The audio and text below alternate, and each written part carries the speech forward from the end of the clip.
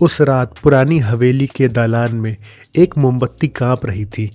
दीवार पर परछाई हिलती जैसे कोई अनजानी चीज दबे पांव गुजर रही हो। जगत, शहर का सबसे सतर्क जासूस, मेज पर झुका था। उसके सामने सिर्फ एक चीज थी, एक खाली माचिस की डिब्बी। पिछले दरवाजे पर ताला टूटा था, लेकिन अंदर कुछ भी चोरी नहीं हुआ था।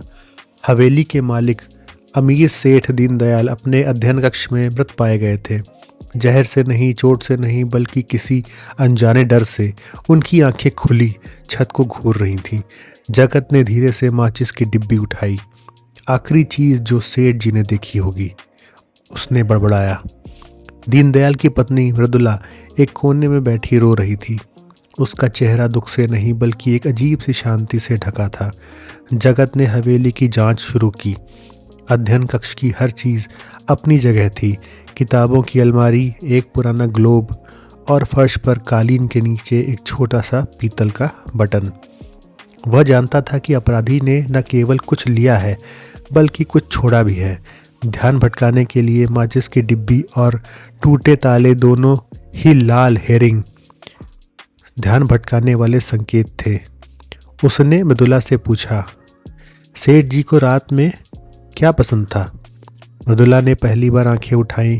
उन्हें रात में पढ़ना पसंद था और उन्हें अंधेरे से बहुत डर लगता था। वह बात जगत के दिमाग में बिजली की तरह कौंधी। सेठ जी को डर लगता था तो उन्होंने माचिस क्यों नहीं जलाई? जगत ने अलमारी के पास पड़े ग्लोब को घुमाया। ग्लोब के स्टैंड पर उसने ठीक वैसा ही पीतल का बटन देखा जैसा फर्श पर मिला था।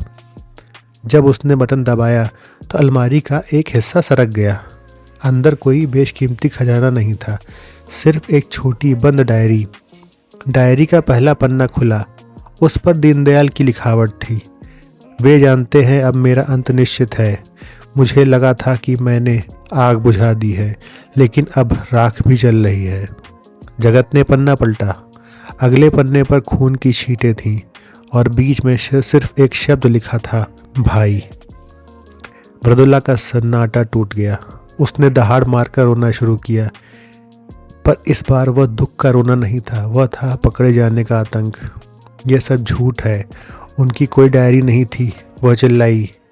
जगत ने ठंडी आवाज में कहा, सेठ जी ने माचिस की डिब्बी इसलिए खाली रखी ताकि उन्हें पता चले कि अंधेरा है और वे डायरी छुपा सकें। टूटे ताले का शोर इसलिए किया गया ताकि यह डकैती लगे। लेकिन जो चीज़ आपने नहीं छुपाई मृदुला जी, वह है उसके भाई का सच, जिसके काले कारनामों को सेठ जी उजागर करने वाले थे।